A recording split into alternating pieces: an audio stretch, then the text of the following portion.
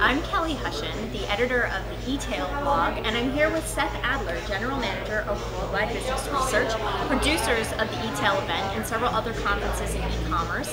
And I just wanted to sit down with you today and talk to you a little bit about why we started eTail, what it's all about, a little bit of the history of the event.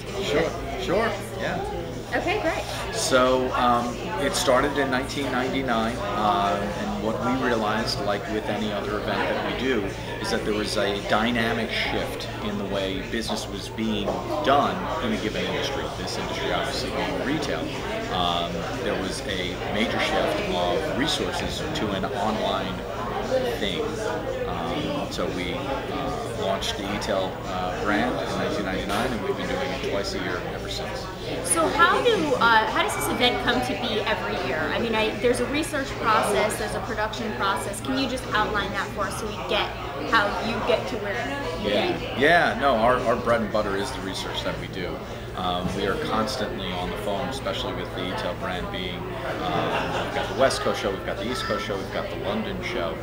So we are constantly on the phone finding out exactly what's going on in the industry. So we contact senior level executives and have in-depth conversations about what's going on at their shop, how they're doing their job, what challenges they have, and how they're overcoming those challenges. So what about the industry as a whole? You talked about how there was a dynamic shift going on when we started the event. How about from then to now? How has the industry evolved?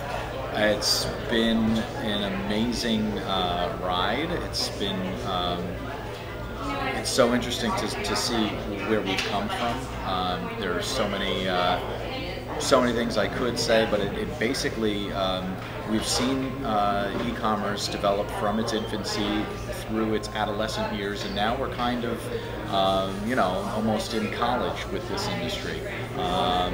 Folks know what they're doing. They know how to report accurately.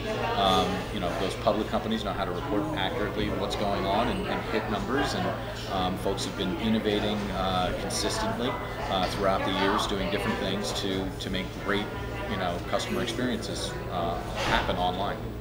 Well, speaking of knowing what they're doing, these retailers, what makes good e-commerce? What makes a company do this well? Yeah, the one of the other shifts that has happened is retailers used to be able to kind of tell their customers what was going to happen and how it was going to happen. And as everyone knows, that is not the way things happen anymore. So great e-commerce is making sure making sure you have your brand, where your customers are. Go to your customers and speak to them in the way that they want to be spoken to. So that's why social networking obviously is taken off. Mobile commerce is obviously taking off, and great e-commerce being where your customers are and delivering your brand to them in a way that they want to have it delivered to them. What about challenges? What are some of the things that e-commerce companies, retailers face today that's maybe different from it used to be, or maybe it's the same? Yeah, the biggest challenge is it's not an industry that's growing up anymore, really.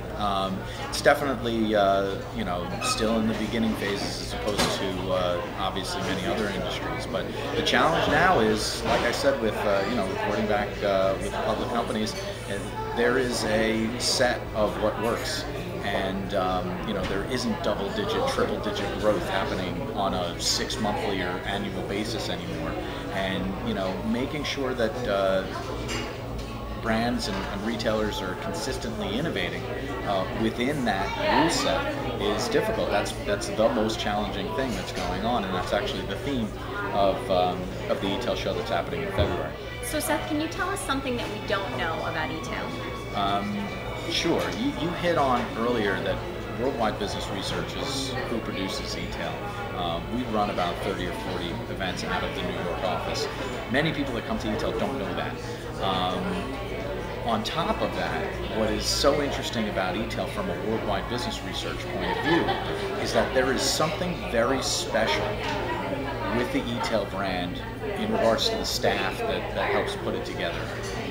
There is an absolute love from us, the producers, for the brand and for the folks that come to the show. And it's just special and different than any other show that we do, and we really hope that that comes out at the events. What's next for e-commerce? What do you think is the future? I think the best answer to that is we don't know. We still have to tackle social networking. That's not the e-commerce portion of social networking still hasn't been solved. Mobile commerce is coming on like gangbusters. I mean, I'm not saying anything new here, but you know, those two things obviously are happening now. And what's next is, you know, Twitter wasn't anything, you know, a year and a half ago. So Foursquare wasn't anything a year and a half ago. So what's next isn't here yet.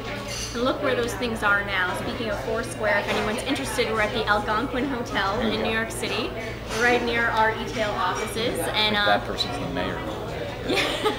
We are not the mayors, unfortunately, of the Algonquin. Maybe we'll change that.